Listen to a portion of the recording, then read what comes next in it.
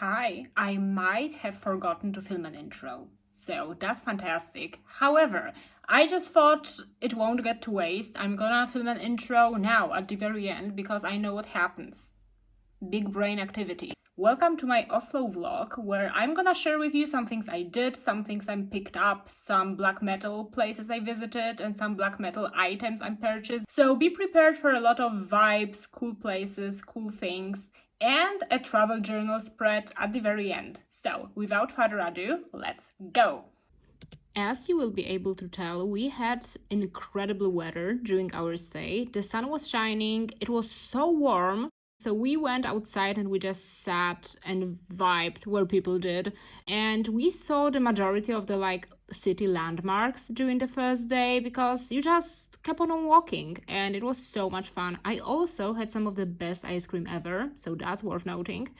The first museums we stopped at was the National Museum, and it was actually so interesting. It probably sounds kind of nerdy, but I do enjoy quite a lot of Norwegian artists, and seeing their paintings up close felt just so surreal. Absolutely recommend. They also had quite a lot of Edvard Munch, so that's worth noting.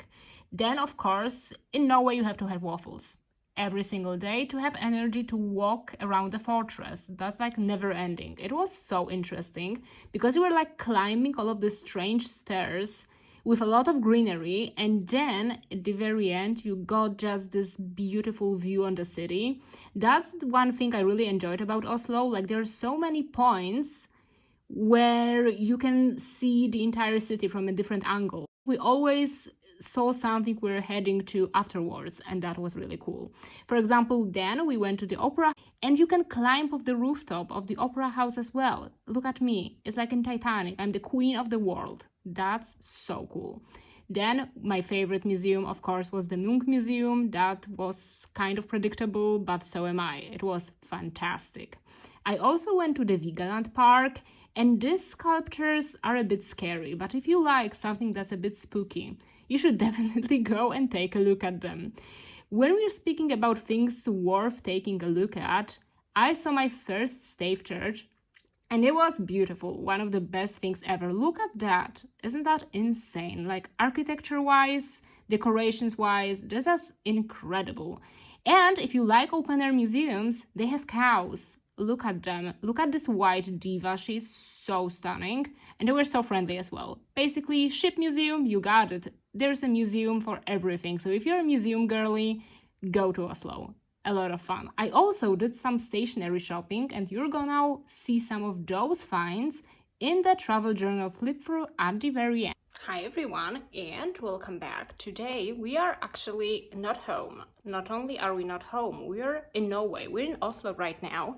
I'm having a little break at my hotel with this insanely looking protein shake. Looks so good. It has so much cinnamon in it. It's like I designed it for myself. Crazy. But what I will be doing today is I will be hitting quite some record stores. Because obviously, you know, what do people go to Norway for? For the vibes, of course, but if you like certain kind of music, there are quite some places for you to explore in here, and that's what I'm gonna do today. And yeah, not sure about how much I will be able to film because some of those stores are really small, but I hope we're gonna have some really cool finds, have some fun, have some really good time. So without further ado, let's head out.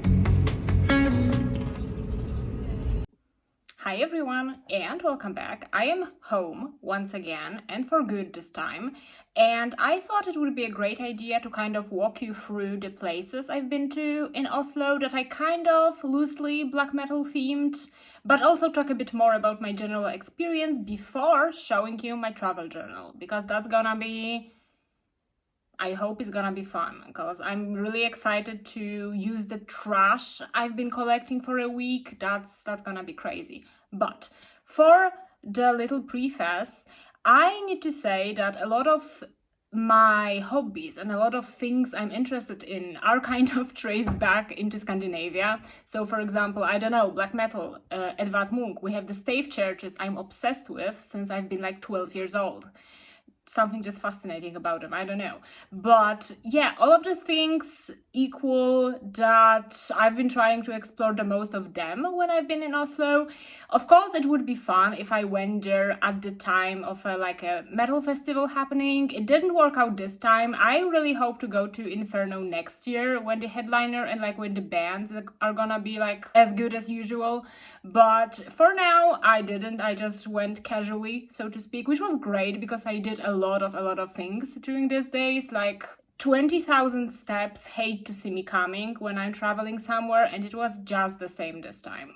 So I'm gonna summarize the record stores and the music related stores I went to first, because I was really excited to do that. So I did go to a couple of stores in Oslo that are recommended for record shopping and old stuff and so on.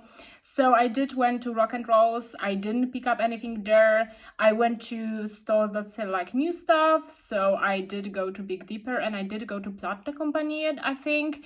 So those were the places I just went to just browse, because I like the vibe of the record shop. It's just everything. I wasn't really looking for anything in particular, I was just trying to explore a bit. Store I did pick something at was Katakomben. They're right in the city center as well, so a lot of the stores are great when it comes to their placement on the city map, so you can go there basically no matter what your plan is. You may do a museum and then the store is 200 meters from you, and you're why the hell not? And that's what I enjoyed the most. So at Katakomben, I picked up 2 CDs. I actually wanted to pick up records, but I ended up getting only CDs, which is kind of interesting, but it's already a step in the good direction. Because if you've been watching some of my older videos, I've been mentioning how I do find it a bit difficult to get back into buying physical music formats, no matter what they are. So I think getting back into CDs is a great start. It's a fantastic start because it shows I can indeed spend money if I have a great motivation to do so. At Katakomben, I picked up the 3 divas. So we have Sylvain, and then we have Assa Graum. For Sylvain, and there are these 3 divas again that make music that is very heavily anchored in folk, in Scandinavian folk, and so on, but branch out into other genres. So we have Myrkur, we have Eivør, and we have Sylvain, and all of them kind of toured with each other at some point, which is great, and I love all 3 of them.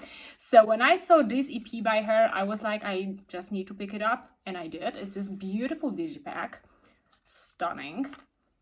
And when you open it up, it looks like that. This photo of her is so pretty. I really wanted to pick stuff by Norwegian artists to remember the trip, but then again, Assa Graum, they're not from Norway, but I got really into them recently. They were opening for Takke on their tour this year. I didn't go to their show, it just didn't work out, but I did check out the supporting acts, and they were one of them, and I really love this album by them. It's fantastic. You have to listen to them if you like this kind of really raw, obscure, and really occult based black metal. You're gonna love them. The store is kind of small, so kind of be prepared for that, but if you're alone, you can just browse forever and no one's gonna stop you, so that's fantastic. The other thing that was kind of unplanned, but it did happen, look what I found at the Munch Museum. They still had the catalog from the Satyricon exhibition. Isn't that so cool? And it was so cheap because it was on sale, obviously. And I needed to have it. This green is kind of atrocious, but I am so happy I have it. I'm so happy I have it. If this is the first video of mine you're watching, I love Satyricon. That's one thing you should know about me. And it's a walkthrough through the preparations of both like the album and the exhibition itself. I think it's so interesting because Edvard Munch is one of my favorite artists. I wrote like a paper about him in college, I think. And yeah, I absolutely loved that museum as well. It was so good. I spent the entire day there. You couldn't drag me out of there. You just couldn't. Locked in. And that's like a great addition to that. I also really like the Satyricon and Munch like album. It's fantastic. I was actually listening to them while walking through the exhibitions, and it was so fun. Iconic, dare I say. So yeah, this is a great addition. I was really looking forward, like maybe they're gonna have it, and they did. I also didn't expect it to be so big because it's like A4. I kind of expected it to be smaller, like maybe A5 in the format, but it's big. It's splendid. It's spectacular. I love that. I think like one of the places I've been looking forward the most, like going to music-wise, was Nesseblot, of course. And this is like the record store that's in the same place Helvete, like by Euronymous, like Mayhem Circle of the 90s and so on was placed. And they still have the basement. They still have the basement. If you're a black metal fan, you know what basement I'm talking about. It's there. Like, obviously they didn't move it, but then again, I was so hyped to go there. Like, I did read like experiences of other people that are like, oh, it's so crowded, you don't know how much things cost, you don't know where anything is, and that was like totally not the impression I got when I went there. I actually found the organization of the things to be the best out of all record shops I went to. Like, it's actually, they say alphabetical order, it's gonna be alphabetical order. They say DVDs, cassettes, CDs, bootlegs, it's gonna be the exact same way as it's written. You can like tell they treat it like very seriously, because when they get lost, everyone's gonna get lost. So I think it's great to know where you're going. And what I also found really surprising is that, of course, you go there and expect extreme metal albums and merch. But they also have like, and punk as well. I think they have a lot of punk and they're kind of proud of this punk selection they have. But once you go downstairs, like when the basement is, they have so much hair metal and like hard rock. It's so cool. It's one of my favorite music genres, by the way. I almost picked up a Cinderella tape. It was insane. Like Cinderella, Motley Crue, Europe, Def Leppard, they have a lot of that as well. And I feel like just people don't bring it up.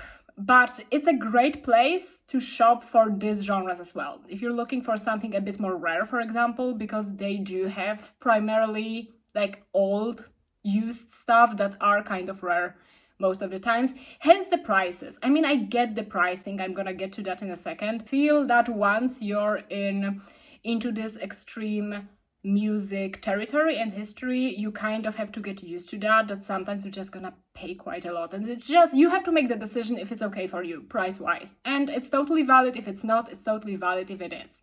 So it's all up to you. And yeah, I was also very positively surprised by the like large selection of metal bands they had. They had a shit ton of Children of Bodom CDs, and I was like fidgeting because like, damn, Children of Bodom, I just have to get, even if I have something already, I'm just getting it for the sake of it.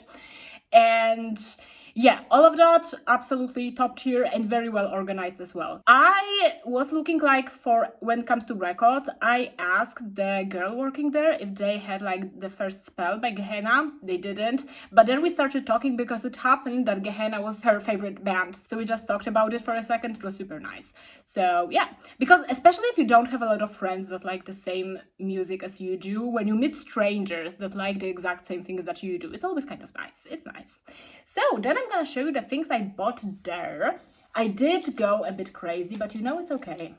It's absolutely fine. So for the like smaller things, I got the patch. It is screen printed and it's super cool. It has like the address, and the Nesseblot logo is like written in the original Helvete font, which I really like. And then I have the pin with the same design. So cool. It's metal as well, so it's gonna be really, really fun. And then, for the CDs, I got 3. First of all, can you guess what bands it's gonna be? Shocking. Satyricon. And we have this strange ass Megiddo CD. I distinctly remember having it as a teenager. I think I sold it like together with everything else, which sucks because I made sure to keep as much Satyricon as possible, and I just had to oversee this one, so I got this one because like I had to fill the void that was in my heart after selling the old one. This is how it looks like, and this is the back. Like, you look at the back of a Satyricon CD, you see 4 Hexet, and I just sign me up. Sign Me Up, one of my favorite songs that did perform for Hexet are the Unholy Trinity show I went to. Delicious. The second thing is this Norwegian edition of The Age of Nero, which comes in this fancy little box. Super cool.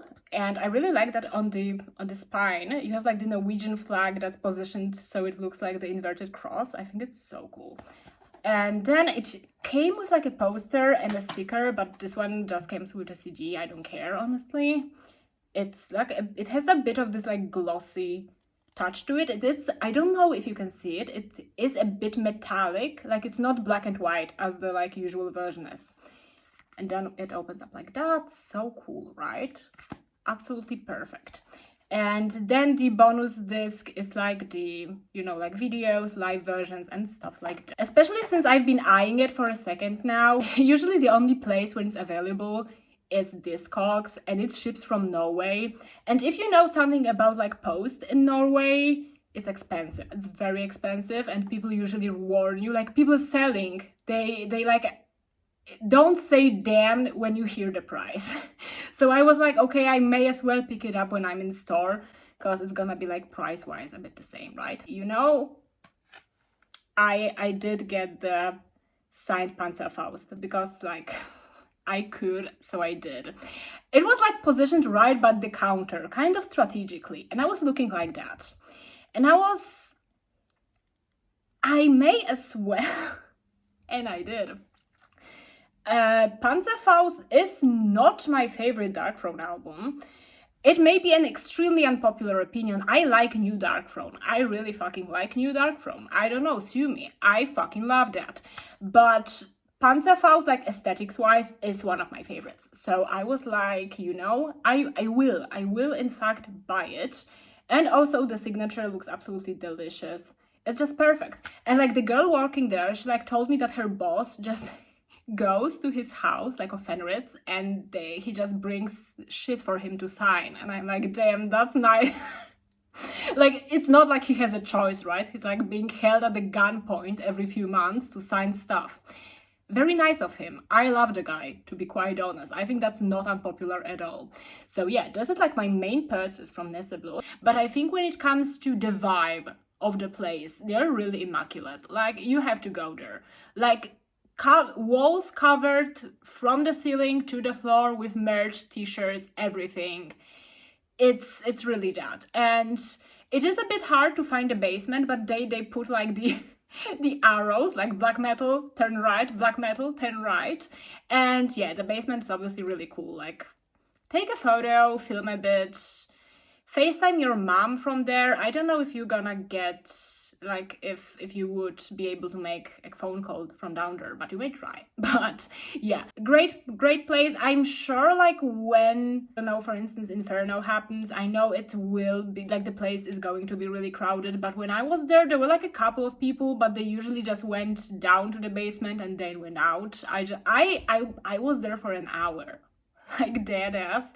I'm usually kind of quick when it comes to like walking around the stores and just eyeing things I may be interested in, but I really spent a lot of time there and it was super fun. Really great experience. Would definitely recommend. No matter what kind of genres you're interested in, it's just like a great piece of music history, and it's a great record store. And you know that people working there, they know their shit. They're like fully competent, fully equipped, they know everything. And I think it's fantastic. So yeah, that about Neseblo. And then stave church, obviously, as I've said, stave churches, one of my great passion. It sounds a bit strange, but I'm just fascinated by them for some reason. And I did pick up this pin because when you go to the Folkemuseum, you gonna see a stave church there. It's the Goal stave church. It's like the one, I think the only one like directly in Oslo, or like a direct proximity to the city center in Oslo. So you definitely have to go there. I personally love open air museums, so it was so much fun for me. It's absolutely breathtaking. You obviously can go inside as well, and it's so interesting when it comes to like decorations and where some ideas were rooted. Is like absolutely interesting.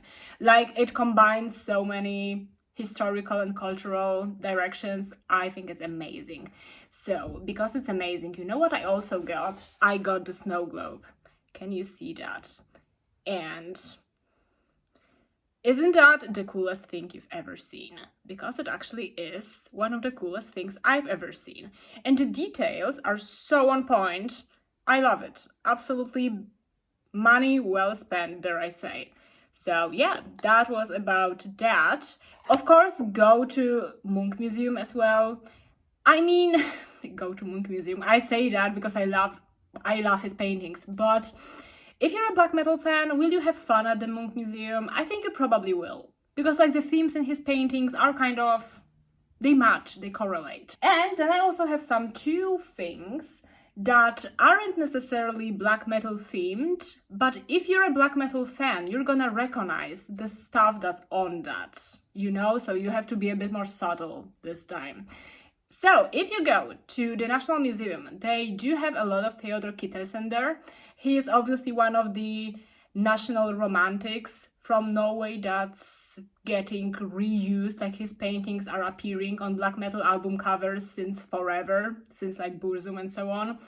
And one of his like most known series of graphics are the ones about the plague in Norway. And they did release, the National Museum released merchandise, like wearables, with this motif. So of course I had to pick it up. I did pick up the t-shirt. On front, it just has this little detail like from the book, and the back is basically the book cover. It just says The Black Death, and it is Theodor Kittelsen's signature. I think it's like so cool because it actually looks like a metal band's merchandise. It actually does, and I think it's so fun. It's so cool because it doesn't happen too often that like museums get creative with their merchandise, and that's strange. Like you're a museum, move your head, but they did, and it's absolutely fantastic. At Munch Museum, I also picked up this t-shirt with the sun, because the sun is actually like a colorful painting. It's one of the artworks from the university aula. But this one is made black and white, and I think it adds so much personality to it. Like you don't necessarily know right away it's like Edvard Munch's painting, but when you think a bit more, it turns out it is. And that's like so cool. So if you wanna add to your wardrobe some artistic touches, you want to appear a bit more cultured, but also show you dig some of the black metal bands that have used the artwork of these two painters, you can go to those two places and pick up some stuff for yourself or your loved ones. Isn't that cute? But yeah, that's been this little black metal themed excursus I was planning to share with you. Basically, I visited all of the places I wanted to, and it was fantastic. It was great. And then we're just gonna walk ourselves through the entire trip with my travel journal flip through. Let's go down there. Hi everyone! So the travel journal from my trip to Oslo is now done. It took me 2 weeks, which is quite a good time for me. I can recall that my Tokyo travel journal took me a month to finish, so 2 weeks, it's an Olympic rating time. We will look at all of the things I put in the journal, but first I will just introduce you to the insert itself. It is the Love and Trip regular TN insert. It is in this cream paper. It has this embossment on the cover. I really like the golden red, and I really like the dove. The dove is pretty cute, so I decided to get it. I got it in Oslo as well, and I thought it just fits like the color, so I thought it was a good place to start. So without further ado, let's get started with our flip through. It was I've been using quite a lot of trash in this journal, which is the first time for me, so kind of keep that in mind. Also, it was the first journal I've used stamps in. Isn't that exciting? Because I've had this ink pads I got in Japan and I haven't used it. So I was like, I kind of want to get alphabet stamps. So I did, and I tried them out. I really like this ink color. I think it was called matcha, but it's more like a moss green. I really like it. So the first day we have some trash, of course, and some photos of the city. This is the packaging from the ice cream you've seen already. Then, exactly, we did arrive kind of in the afternoon, so the first day was kind of just walking around. Then the first full day is the National Museum. On the page on the right, I really like how this spread turned out. It's the brochure from the National Museum, some paintings I liked, me with one of my favorite Kittelsen paintings, and his Black Death series later on. The page turned out kind of thick. I wasn't sure I wasn't skipping anything. Then we have some more text, more writing. I got this like pastries and cafe stickers recently, and I really wanted to try them out, so I put them in here with just insanely looking cinnamon buns. They were so good, to be quite fair. Then, if you've watched my travel journal video, you know my spreads tend to be quite text heavy, so that's why there's a lot of text. And like collaging spreads, I kind of sprinkled throughout the entire journal. But yeah, here we have the next page. This is one of the postcards I got at the Munch Museum. Amazing painting. This is the way it's supposed to look like. Look how cozy and autumnal it is. I love it. And yeah, this is kind of an introduction to the next day when we went to the Munch Museum, because as I told you before, I was very excited indeed. So there's a lot of talk about that. Oh, I also put the weather stickers every single day, just to remind myself what was the weather like. Easy peasy. Then, this page is kind of interesting. You're gonna be like, why? It's literally half empty, and that's exactly the point. Because, you know, when you watch, for example, on YouTube or on Pinterest, there are a lot of people who are using TNs and have this very minimalistic style of journaling. And sometimes they just write something in the middle of the page, and they just go to the other one. And I was like, that looks actually so classy, but I can't do this. And I decided to try out. I succeeded. What you think about this page is another thing, but we are not talking about that right now. So it's all good, all good, all good. Then comes this spread. It's kind of the combination of the Munch Museum and the Vigeland Park. So the other thing I've done that day. And I kind of like how the color scheme worked out with this kind of craft paper bag from the museum and the vampire, which is one of my favorite artworks by Munch. I actually prefer the woodcut over the painting, so that's why I put it in here. And then, because as I've told you before, Satyricon did this exhibition, like they recorded the album for a Munch exhibition, and they had a photo shoot at the top floor, and I wanted to take photos in the same spot, and I did, and I think they turned kind of good. So I put the inspo picture and how it turned out. Then we have some sculptures of the Vigeland Park.